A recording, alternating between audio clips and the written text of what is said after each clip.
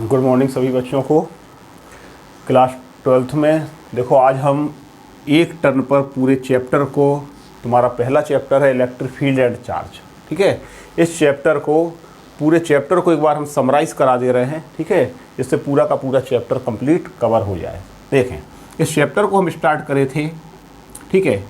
Chapter को हम start करते हैं व्हाट इज़ चार्ज, ठीक है, what is electric charge. Electric charge होता क्या है, पहले चैप्टर का नाम है क्या है, इलेक्ट्रिक फील्ड एंड चार्ज। इस चैप्टर का हम पूरा कंप्लीट एक बार तुमको एट ए ग्लैंस पूरा कंप्लीट चैप्टर करा देते हैं। व्हाट इज इलेक्ट्रिक चार्ज, हम जानते हैं कि the basic unit of charge and the basic amount of charge is on electron, charge on electron. Okay, जो चार्ज होता है वो क्या होता है, सबसे elementary charge on electron, and this is equal to 1.6 into 10⁻⁻19 coulomb, ठीक है। This is the unit of charge. Okay, हम ये जानते हैं कि ये क्या है, चार्ज की यूनिट है, ठीक है। And this value is negative. Okay, charge on electron is negative. In the same way we know that charge on proton, ठीक है, charge on proton and the equal amount of charge on proton, this is negative charge and plus amount, ठीक है। But the charge का sign क्या होता है, plus में, but have the same value of magnitude of charge 1.6 into 10⁻⁻19 coulomb, ठीक है। This is, ठीक, ये होता है charge. That is the reason किसी भी एटम में, इसीलिए कोई भी एटम जो नॉर्मल स्टेट में होता है, this is electrically neutral because the equal number of proton, positive proton, so total charge on proton है ना, inside the nucleus will be equal to balance equal and opposite the total number of electrons in the orbit.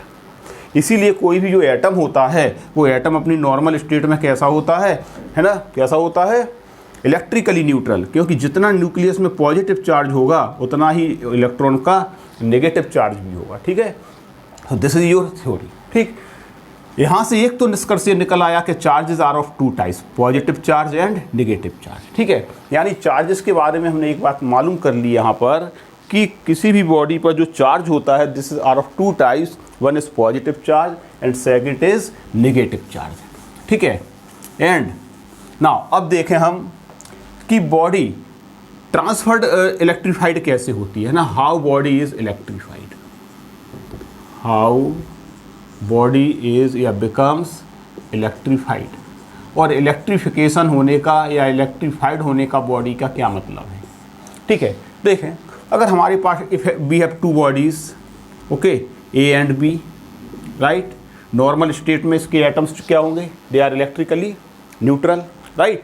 जैसे ही हम एक body को friction करते हैं, है ना, फ्रिक्शन करते हैं, तो आफ्टर वी ऑब्जर्व दैट अगर इन दोनों बॉडीज़ को हमने आपस में फ्रिक्शन किया, ठीक है, आपस में रबिंग टू ईच अदर, और जैसे ही रबिंग करोगे तो हम देखते हैं आप after some time we observe that, है ना, इस पर जो चार्ज क्या है, इस पर इनिशियल चार्ज क्या है, Q1 इक्वल टू 0, इस पर इनिशियल चार्ज क्या है, Q2 equal to 0, they have no charge. लेकिन आफ्टर रबिंग के बाद भी they got separated, we observe that this body have plus Q charge, okay, for instant plus Q charge. देखते हैं कि बी बॉडी पर कितना चार्ज आएगा, equal amount of minus charge, ठीक है। जानते हो रीजन क्या है, रीजन ये है कि when the two bodies are rubbing to each other और फ्रिक्शनल, है ना, friction, then electrons from one body are transferred to another body. तो इलेक्ट्रॉन जो होता है बॉडी में से एक बॉडी से दूसरे बॉडी पर क्या हो जाता है, ट्रांसफर। जो इसके बॉडी ए के एटम्स के ऑर्बिटिंग आउटर इलेक्ट्रॉन्स हैं, दे हैव लेस एनर्जी, है ना, और थोड़ा सा भी उनको फ्रिक्शन करने से जो वर्क डन हुआ, एनर्जी हमने सप्लाई की और थोड़े से sufficient energy, they got sufficient energy and leave their orbit and move and goes to the other object, ठीक है। So the transfer of electron from one body to another body, और जब electron का transfer होगा negative charge, तो उतना ही इस body पर क्या आ जाएगा, इक्वल पॉजिटिव चार्ज, और दूसरी बॉडी पर जितना नंबर ऑफ इलेक्ट्रॉन्स पहुंचेगा, सेकंड बॉडी उतनी ही क्या हो जाएगी, equally negatively charge. Means to say here first point is the transfer of electron. हम ये कह सकते हैं कि यहाँ पर बॉडी के इलेक्ट्रीफाइड होने के लिए कौन रिस्पॉन्सिबल है, ट्रांसफर ऑफ इलेक्ट्रॉन्स, ठीक है। यानी जब बॉडीज में इलेक्ट्रॉन का ट्रांसफर होता है then body becomes electrified. Number 1 point याद रखना, हम इसके एटम्स के ऑर्बिट न्यूक्लियस के प्रोटॉन को वी कैन नॉट एस्केप, है ना, क्योंकि वो न्यूक्लियस के अंदर होता है and very large amount of energy is required and by the friction such amount of energy can not be supplied. ठीक है, that is the reason proton is not transferred. ये हम नहीं कह सकते हैं कि इसके अपोजिट में हम प्रोटॉन को ट्रांसफर कर दें तो ये बॉडी तुम्हारी क्या है, पॉजिटिवली चार्ज हो जाएगी, ये नेगेटिवली चार्ज हो जाएगी, ऐसा नहीं है। Only electron we can transferred. ठीक है, और ये वही इलेक्ट्रॉन ट्रांसफर्ड होंगे बॉडी से जो क्या होगा, they have sufficient less amount of work done और the energy supplied and they escape their orbit, they escape their atom and goes to the other object. ठीक है, means to say the number of electron transferred from body A to body B, है ना, so body becomes charge. Now total charge on the body. ठीक है, देखें total charge body पर कितना आता है। टोटल चार्ज जो बॉडी पर आएगा, ठीक है, इन terms of number of electrons. Okay, किसी भी बॉडी पर जो टोटल चार्ज क्यू आएगा, है ना, अगर मानकर चलो चार्ज ऑन 1 इलेक्ट्रॉन इज, है ना, थोड़ी देर पहले हमने पढ़ा था E and the number of electron transferred by, है ना, number of electron transferred by the charge on 1 electron then total charge accumulated by the body. ठीक है, तो टोटल चार्ज जो हमको ट्रांसफर्ड निकालना होगा then we write Q equal to NE। Okay, ठीक, और we can say Q equal to plus minus N into E, है ना, यानी जिस बॉडी से इलेक्ट्रॉन ट्रांसफर्ड होगा एस्केप करेगा, डिफिशियंसी लेस, ठीक है, जिस पर इलेक्ट्रॉन्स कम होगा यानी निकल जाएगा वो बॉडी पॉजिटिवली चार्ज, और जिस पर इलेक्ट्रॉन ट्रांसफर्ड होकर के जाएगा, है ना, इलेक्ट्रॉन ट्रांसफर्ड होकर जाएगा that body becomes negatively charge. Okay, ध्यान देना ये पॉइंट। ठीक, and the total charge accumulated by the body Q equal to N into E where N is number of electron and we can easily find, अगर total charge हमको मालूम पड़ जाए तो एक इलेक्ट्रॉन का जो चार्ज है उससे हम डिवाइड कर करके नंबर ऑफ इलेक्ट्रॉन्स भी यहाँ पर फाइंड आउट कर सकते हैं। और E का वैल्यू हमको मालूम है, एक बार हम फिर से लिख देते हैं 1.6 into 10⁻⁻19 coulomb. Okay, this is the point. So इस तरीके से we charge a body by the transfer of electron by friction और रबिंग। ठीक है, सेकंड मेथड होता है by the method of induction, जो पढ़े थे। सेकंड मेथड क्या होता है, मेथड ऑफ इंडक्शन, है ना। इंडक्शन मेथड से it is not necessary to contact two bodies, है ना। देखो फ्रिक्शन में तो बॉडी को क्या करना पड़ेगा, आपस में कॉन्टैक्ट में लाना पड़ेगा, लेकिन सेकंड मेथड होता है बाय इंडक्शन, है ना। इलेक्ट्रीफाइड बॉडी को करने का तरीका क्या है, एक होता है क्या तुम्हारा इंडक्शन मेथड। ठीक है, और इंडक्शन मेथड में सपोज करें कि हमारे पास एक बॉडी है, अनचार्ज है, कहीं से हमने एक बॉडी को चार्ज किया और इस चार्ज बॉडी को यहाँ पर हम लेकर के आ रहे हैं। ठीक है, and we are bringing this positively charge body towards this uncharge body A, है ना। हम देखेंगे कि कुछ समय बाद इसकी फ्रंट सरफेस पर क्या हो जाएगा, equal amount of negative charge induce. ठीक है, negative charge induce by any contact, है ना, बाय एनी, है ना, no contact is required. Okay, so this body becomes, after some times this body becomes negatively charged, so this method is known as the method of induction, and by the method of induction we can charge a body. Okay, ध्यान देना, ये भी एक बहुत important point है। यानी किसी भी बॉडी के इलेक्ट्रिफिकेशन, इलेक्ट्रीफाइड होने के दो तरीके होते हैं, ट्रांसफर ऑफ इलेक्ट्रॉन्स, है ना, bye the method of friction, and second by the method of induction. And who is responsible, है ना, which one is responsible, transfer of electron. किसी भी बॉडी के इलेक्ट्रीफाइड होने में कौन रिस्पॉन्सिबल है, ट्रांसफर ऑफ इलेक्ट्रॉन। नाउ एक छोटा सा पॉइंट यहाँ पर है, जरा देखना, अगर हमारे पास टू बॉडीज़ हैं, हमने इनको आपस में इनको क्या है इलेक्ट्रीफाइड किया, ए बॉडी और बी बॉडी। ठीक है, and this body after charging, this body becomes positively charge, this body becomes negatively charge, whether their mass are equal, not the mass of the body A, है ना, mass of the body A after charging is less than the mass of the body B, याद रखना।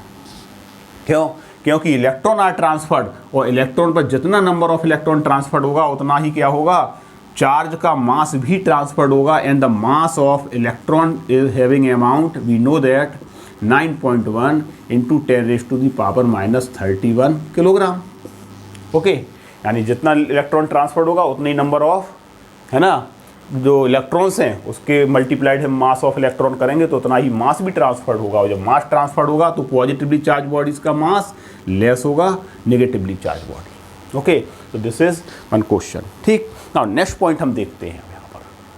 ठीक है, next point देखें, हमने coulomb charges के बारे में पढ़ा, charges are of two types, okay, and body becomes electrified and charges body become having charge either positive और negative. If body have no charge और स्पेस में कोई भी चार्ज नहीं है, देन स्पेस और region is also not becomes electrified.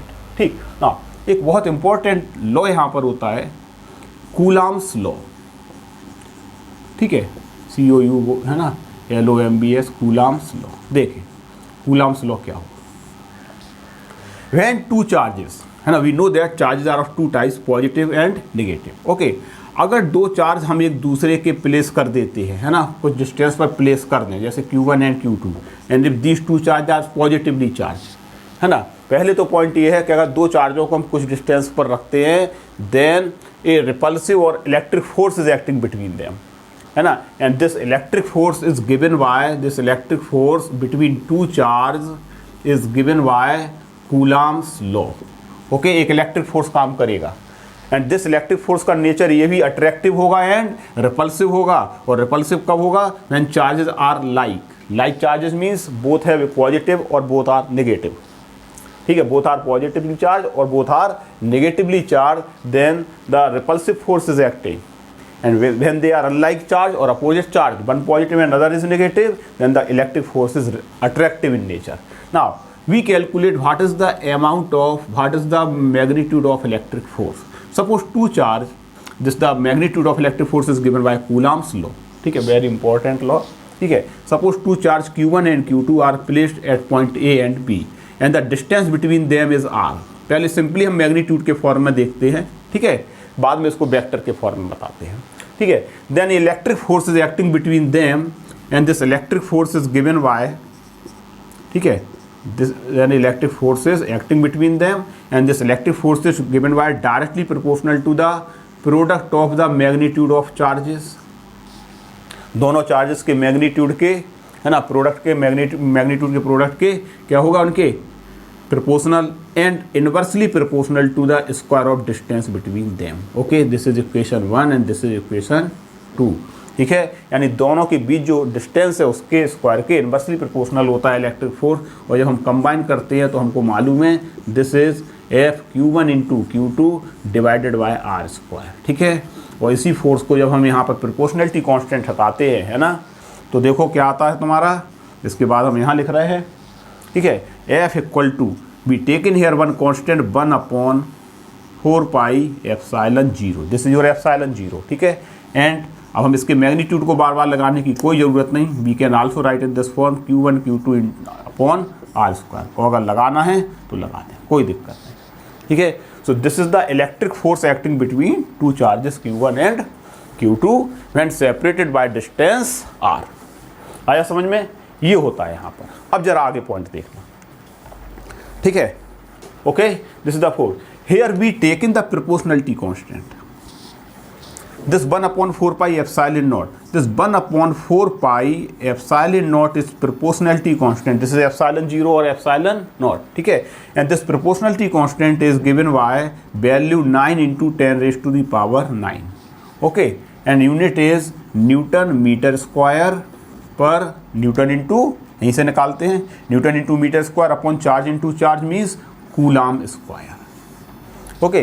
So this is the value, and here this ε0 we know, this ε0 को क्या बोलते थे हम, yes, permittivity of free space, और परमिटिविटी ऑफ फ्री स्पेस इसकी वैल्यू होगी 8.86 × 10⁻, इसको जब हम सॉल्व करके निकालेंगे ना, डिवाइड कर देंगे तो -11, चेक कर लेना एक बार, है ना, कूलम स्क्वायर पर न्यूटन इंटू मीटर स्क्वायर, ठीक है। दिस इज द वैल्यू -11 और माइनस, है ना, यू चेक इट, है ना, एक बार इसको करेक्ट वैल्यू फाइंड आउट कर लेना, ओके।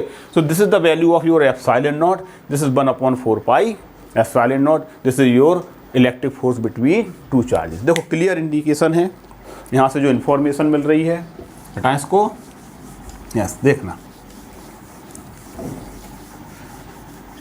बिल्कुल बात सही है कि अगर हम दोनों चार्जेस के मैग्नीट्यूड को चेंज कर देंगे, है ना, दुगना कर दें, then new force becomes directly proportional to 4 times of, है ना, 2 × 2, और डिस्टेंस को जितना घटाएंगे फोर्स तुम्हारा क्या होगा उतना ही है। सपोज करें कि हमने दोनों चार्जेस को Q1 इक्वल टू कितना किया 2Q, और अगर मान के चलो दूसरा चार्ज भी कितना किया 2Q, और डिस्टेंस कितना कर दिया हमने R इक्वल टू R/2, ठीक है। Then new force becomes F dash equal to 2 into 2 4 and upon R square, यानी R स्क्वायर बाई 4, यानी 4 इंटू 4 क्या हो जाएगा न्यू फोर्स योर 16 टाइम्स, यानी F डैश इक्वल टू कितना आ जाएगा तुम्हारा 16 टाइम्स ऑफ फोर्स, ठीक है। अरे देखो ना, इस फार्मूले में वैल्यू रखी है हमने 1/4πε0, ये तो कांस्टेंट है ही, इस पर डिपेंड कर रहा है Q1 Q2 upon R square, है ना। दोनों चार्जेस को 2 into 2 4 times upon R square by 4, R/2 का करेंगे R स्क्वायर बाई 4, 4 ऊपर पहुंचेगा क्या 4 into 4 16 times, so new force become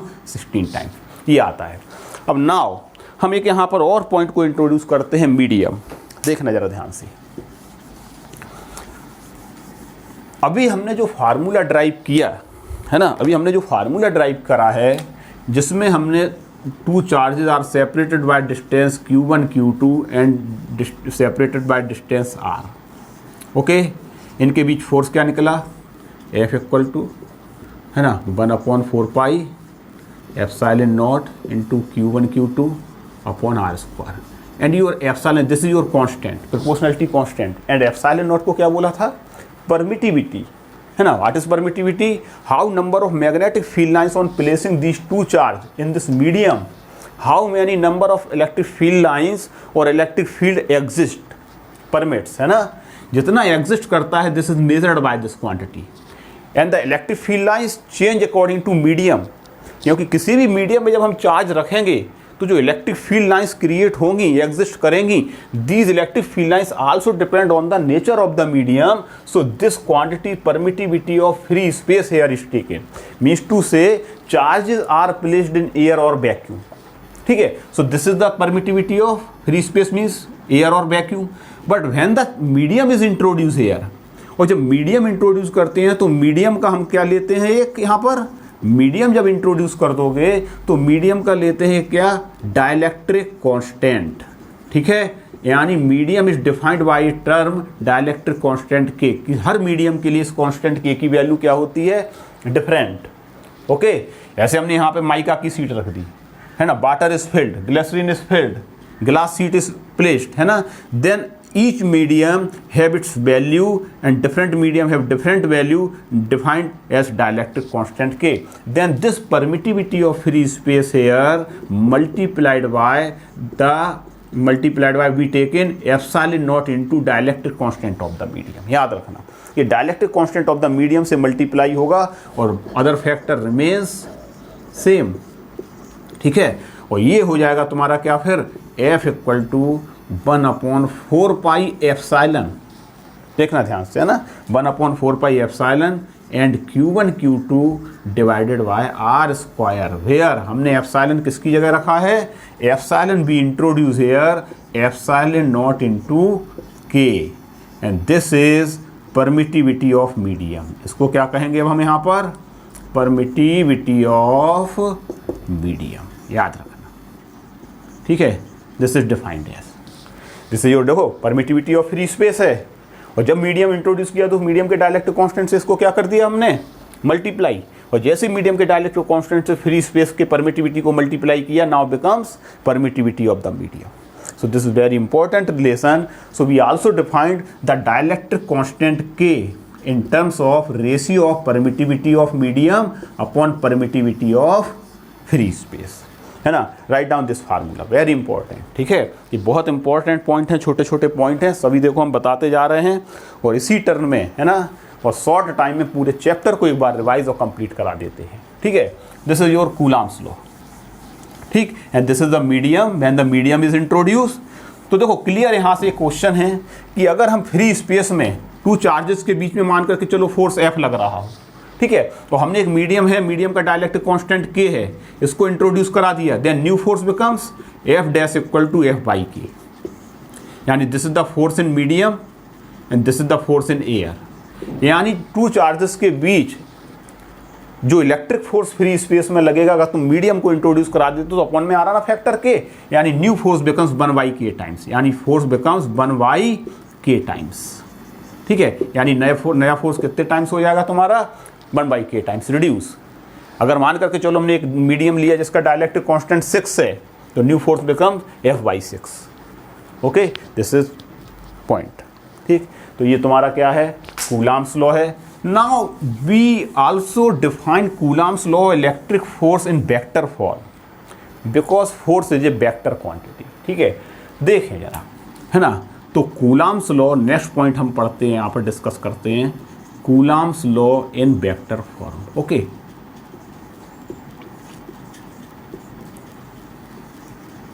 देख,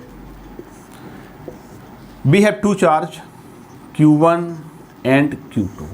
ओके, ऐसे ही डायग्राम बनाते हैं। हमने अभी थोड़ी देर के लिए लाइक चार्जेस के बीच देखते हैं। नंबर पहला केस ले रहे हैं फॉर लाइक चार्जेस। ठीक है, सिमिलर चार्ज और लाइक चार्ज। देखें लाइक चार्ज में फोर्स कैसे लगेगा, the distance between these two charges R. Okay, देखें force acting due to charge Q1 on charge Q2, जिसको हम दो चार्जेस के बीच फोर्स बोलते हैं ना, वो टू चार्जेस के बीच फोर्स तो है। होता क्या है कि Q1 से Q2 पर लग रहा है, Q2 से Q1 पर लग रहा है, and since they are directly force directly proportional to Q1 into Q2, तो हम कह देते हैं mutual force between two charges. Actually, this is the electric force acting on charge Q2 due to charge Q1 and force acting on charge Q1 due to charge Q2. And this is equal magnitude. This have equal magnitude, so we can say this is the force between two charges. है ना? Now, force acting on charge Q2. पहले हम Q2 पर force लगाते हैं, है ना? F21. Okay, this is the force acting on charge Q2. ठीक है, देखो ये आएगा कि नहीं? और इसके along हमने ले लिया एक यूनिट वेक्टर डायरेक्शन के लिए R के। ओके, इसको नाम हम दे दे रहे ए और बी, यानी ए से बी के अलोंग एक यूनिट वेक्टर हमने क्या लिया इस डायरेक्शन में आर के। Okay, so what is the force acting on charge this, देखो force acting on this is the force acting on charge Q2 due to charge Q1 and what is its value in vector form, as F21 equal to 1/4 pi epsilon naught, और Q2 पर चलो Q2 into Q1 लिख लें अगर हम, upon distance between them. Okay, इनके बीच के distance को क्या बना दें हम, है ना, ये पोजीशन है ना इस डायरेक्शन में है आर कैप के डायरेक्शन में, तो हम ऐसे भी लिख सकते हैं इसका मैग्नीट्यूड का स्क्वायर आर स्क्वायर, या वेक्टर मोड लगा करके R vector square and into your vector R cap. और आर कैप वेक्टर जो हमने डायरेक्शन लिया है यूनिट वेक्टर, वो इसी फोर्स के डायरेक्शन में लिया है। Okay, so this is your equation. Now similarly force acting on charge Q1 due to charge Q2, अगर हम इसको ये मान लें F12, okay, this is the force acting on charge Q1 due to charge Q2, ये force कैसा होगा तुम्हारा रिपल्सिव में in this direction F12 and now in vector form, so magnitude of this force Q1 into Q2 या Q2 into Q1 upon square of distance, magnitude vector के magnitude का square करेंगे square of distance and into in this direction, और unit vector इस direction में क्या होगा, this unit vector is along pointing from A to B and this force is B to A, means to say here negative direction minus R cap. आया समझ में, यानी इस डायरेक्शन में इस आर कैप की अपोजिट डायरेक्शन में ये फोर्स है, सो इस डायरेक्शन में यूनिट वेक्टर क्या होगा तुम्हारा माइनस आर कैप। इन दोनों को जरा ध्यान से देखो, एक बहुत इंपॉर्टेंट यहाँ से वेक्टर के फॉर्म में लिखने से कंक्लूजन यहाँ पर निकल आया कि F21 है ना, F21 equal to minus F12, यानी कहीं ना कहीं ये न्यूटन्स जो कूलाम्स फोर्स है between two charges obey Newton's third law of motion, है ना, obey Newton's third law of motion. देखो both forces have equal magnitude, these two forces are equal in magnitude, ठीक है, but opposite in direction।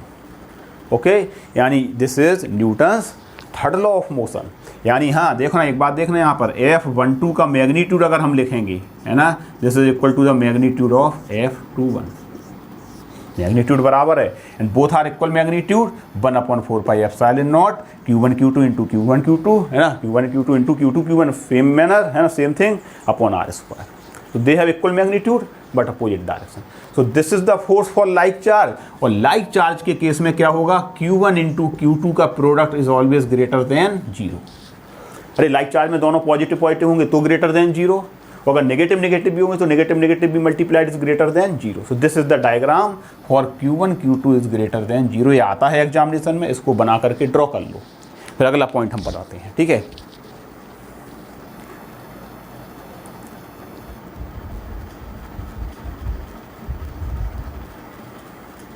Okay.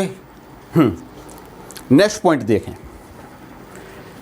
For unlike charge के case में तुम खुद कर सकते हो सेम पॉइंट, बस डायग्राम बना करके हम इसको डिफर कर देते हैं, है ना। For unlike charge second case में, और ठीक है, अनलाइक चार्ज, और अनलाइक चार्ज का मतलब एक पॉजिटिव और एक नेगेटिव, और पॉजिटिव नेगेटिव का प्रोडक्ट नेगेटिव में आ गया यानी लेस देन जीरो। ओके, तो अनलाइक चार्जेस के लिए क्या होगा, Q1 Q2 इस product is less than zero. Diagram इसका कैसा आएगा, देखो डायग्राम से ये समझ में आएगा Q1 Q2। Okay, distance between them R, और इसको पोजीशन वेक्टर आर वेक्टर भी बना सकते हैं हम, ठीक है। This is the force acting on charge Q2 due to Q1 F21, okay, and this is the force acting on charge Q1 due to charge Q2 F21, so they are attractive in nature, ठीक है। And इसके ही direction में अगर अब हमें unit vector लेना होता तो हम यहाँ पर यूनिट वेक्टर ले लें इस डायरेक्शन में आर कैप, ठीक है। इसके डायरेक्शन में यूनिट वेक्टर क्या ले लेंगे, आर कैप, तो ये पॉजिटिव होगा और F12 तुम्हारा क्या होगा, नेगेटिव, ठीक है। चूंकि ये बाहर की ओर नहीं अंदर की ओर होगा तो ये हमको बहुत बेहतर है और कंफर्टेबल है ना। अगर हम इसको, है ना, इस तरीके से बना दें, यानी we are taking unit vector along this direction, ठीक है, दिस इज, ठीक इसी के लाइन के अलोंग आर कैप, ठीक है, आर कैप यहाँ पर बना सकते हैं। सो this is the diagram and Q1 Q2 is less than zero. Clear show कर रहा है कि अगर ये पॉजिटिव है, ठीक है, ये नेगेटिव है, ठीक है, then your Q1 into Q2 is less than 0 and the force is attractive in nature. For unlike charge, electric force between two charges attractive in nature, ठीक है। This is your Coulomb's law in vector form complete, ठीक। So electric force is acting. Now due to electric charge, है ना, electric field, suppose करें कि अगर space में charge रखा है तो इलेक्ट्रिक फील्ड एग्जिस्ट करती है, ठीक है। अब हमको पढ़ना है नेक्स्ट पॉइंट इसी इलेक्ट्रिक फील्ड के बारे में। So next point is what is electric field. देख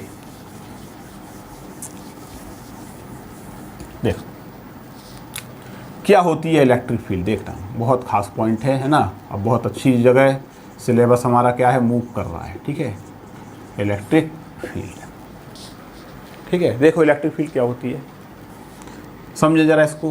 what is electric field, space में अगर किसी पॉइंट पर हम एक चार्ज को रख दें, suppose we take in point charge, this is called point के फॉर्म में होता है ना, तो हम उसको क्या कहेंगे यहाँ पर अपने यहाँ पे चैप्टर में, पॉइंट चार्ज, ठीक है, ये नाम ध्यान रखना, this is point charge. Point charge अगर हमने यहाँ रखा, then the region also becomes electrified. Electrified का मतलब है कि इस चार्ज का अपना एक मैग्नीट्यूड की वजह से एक इन्फ्लुएंस होगा, और वो इन्फ्लुएंस वो रीजन को क्या कर देगा, इलेक्ट्रिक फील्ड को एडजस्ट कर देगा, एक फील्ड या के ऐसे रीजन को डेवलप कर देगा जिसमें अनदर चार्ज को अगर हम लाते हैं इस पी पॉइंट पर, एक टेस्ट चार्ज जिस पर हम टेस्टिंग करते हैं इस चार्ज की वजह से इलेक्ट्रिफिकेशन है या नहीं, इलेक्ट्रीफाइड रीजन है या नहीं, तो इस चार्ज को क्या कहते हैं टेस्टिंग करने के लिए, that is called test charge, ठीक है। यानी ये क्या कहलाएगा तुम्हारा, Q0 टेस्ट चार्ज, चाहे हम प्लस में ले चाहे माइनस में, डिपेंड ऑन द नेचर, ठीक है। So suppose if this test charge at point P is placed at this point and the influence of this charge is exist here, then this charge experience repulsive force। बोलो लगाएगा या नहीं, यानी definite है कि इस चार्ज पर फिर क्या लगेगा, एक रिपल्सिव फोर्स। यानी इस पॉइंट चार्ज की वजह से अराउंड रीजन हम अनदर अगर टेस्टिंग चार्ज लाते हैं और वो टेस्टिंग चार्ज अट्रैक्टिव या रिपल्सिव इलेक्ट्रिक फोर्स एक्सपीरियंस करता है। Attractive and repulsive in the sense depend on the nature of charge, okay. लेकिन if it experience an electric force then the charge point charge create it influence in the region. If this charge is outside the region, influenced region, then does not experience any electric force. Okay, so this region around this charge, point charge, is known as electric field. उसी region को हम बोलते हैं क्या, electric field. In simple word, ठीक है, very simple word में, due to a point charge in the region another test charge if experience any force of, है ना, electric force of attraction of repulsion, then the region is known as electric field.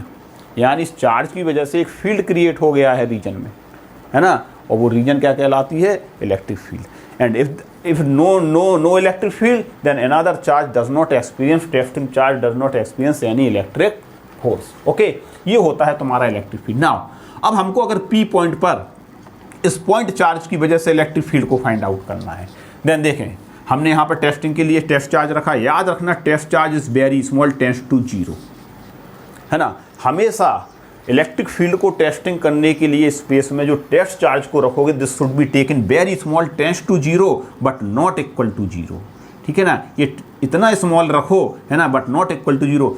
इतना small रखो क्यों? क्योंकि कहीं ये अपनी ही field को क्रिएट ना कर दे। We wants to find out the exact the intensity of electric field, the value of electric field due to this point charge. Okay, और अगर तुम टेस्टिंग के लिए ही किसी मैग्नीट्यूड को ले लोगे चार्ज के, then it itself create its own electric field, then it is very difficult to find out the exact electric field due to this point charge. That is the reason at a point when we place the test charge, this should be taken very small. Okay, q tends to q naught tends to 0 और limit q naught tends to 0. Okay, ये point है यहाँ पर। Now हमने यहाँ पर एक test charge को, बहुत स्मॉल टेस्ट चार्ज को यहाँ पर रखा, ठीक है। जैसे हम इस टेस्ट चार्ज को यहाँ पर रखेंगे, suppose we place plus q naught test charge, then due to this point charge electric force is acting at this point. This electric force when divided by the magnitude of test charge, then this ratio is called intensity of electric field.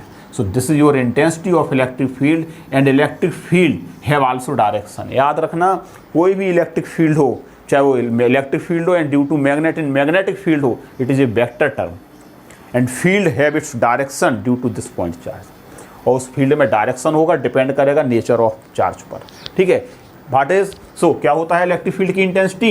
Electric field की intensity is defined is equal to F upon Q naught, ठीक है। And ठीक है, और अगर हम इस test charge को फ्री छोड़ देंगे तो ये moving in the direction of force, यानी this is the direction of also electric field, यानी ये फ्री टेस्ट चार्ज जिस डायरेक्शन में मूव करेगा वो डायरेक्शन इलेक्ट्रिक फील्ड का डायरेक्शन होगा। ये इसका क्या हो जाएगा? मैग्नीट्यूड, और मैग्नीट्यूड के टर्म में हम ऐसे भी लिख सकते हैं E equal to F upon Q naught. Okay, ठीक, याद रखना, ठीक है। दिस इज द डायरेक्शन, यानी एक पॉइंट चार्ज की वजह से this is the direction of your electric field also, ठीक। पॉइंट चार्ज प्लस क्यू की वजह से। और अगर हमारे पास ओ पॉइंट पर माइनस क्यू चार्ज होता है ना, माइनस क्यू चार्ज होता, then at point P what is the direction of electric field? This is, क्योंकि एक फ्री अगर हम टेस्ट चार्ज को मूव कर छोड़ दें, then due to attraction it is moving in this direction, ठीक है। तो जिस डायरेक्शन में एक फ्री चार्ज मूव करता है that is the direction of free positive charge move करता है। याद रखना, free positive charge is moving, this is the direction of electric field. So this is the direction of electric field due to minus q charge, and this is the direction of electric field away from due to plus q charge. Conclusion के form में अपने mind में हमें यही रखना है यहाँ पर कि due to plus Q charge the direction of electric field is away, and due to minus Q charge point charge the direction of electric field is towards minus Q charge. Okay, so this is the point about electric field intensity and the direction of electric field intensity. Now unit देखें क्या होगा इसका unit, मालूम है तुम्हें, है ना। जल्दी जल्दी देखें जरा इन सब चीज़ों को। न्यूटन पर कूलाम। ओके, हम डायमेंशनल फार्मूला भी निकाल सकते हैं, ml t-2, right. And here coulomb Q equal to IT, यानी एम्पियर इंटू सेकेंड, फंडामेंटल और बेस यूनिट के टर्म में। चार्ज को क्या लिखते हैं हम? चार्ज को क्या लिखोगे? Q equal to ampere into second, time ampere into second. Okay, तो ए इंटू टी, तो क्या आ जाएगा डायमेंशनल फार्मूला? ml t-3 इस तरह, ठीक है। ml and t-3 and a-1। Okay, so in this topic we discuss about electric field, the magnitude of electric field, the direction of electric field, its unit and dimensional formula, ठीक है।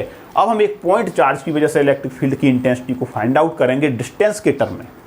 क्योंकि देखो जैसे जैसे तुम दूर जाओगे तो हमको एक फिजिकल अपीयरेंस से ऐसा मालूम पड़ेगा कि ड्यू टू पॉइंट चार्ज जो इलेक्ट्रिक फील्ड को निकालोगे उसकी इंटेंसिटी बिकम स्लोअर, वीकर, यानी उसकी इंटेंसिटी तो कम होती चली जाएगी, बट व्हाट एक्सप्रेशन कैसे डिक्रीज होगी, इन विच मैनर डिक्रीजेज, किस मैनर में डिक्रीज होगी, ये हम फाइंड आउट करेंगे नेक्स्ट टॉपिक में। इसका कोई एक ऐसा रिलेशन जरूर होगा, है ना, एक रिलेशन जरूर होगा जिससे इलेक्ट्रिक फील्ड की इंटेंसिटी डिस्टेंस पर डिपेंड कर रही होगी, ठीक है। ये हम डिस्कस करेंगे अगले पॉइंट में, ठीक है। ओके।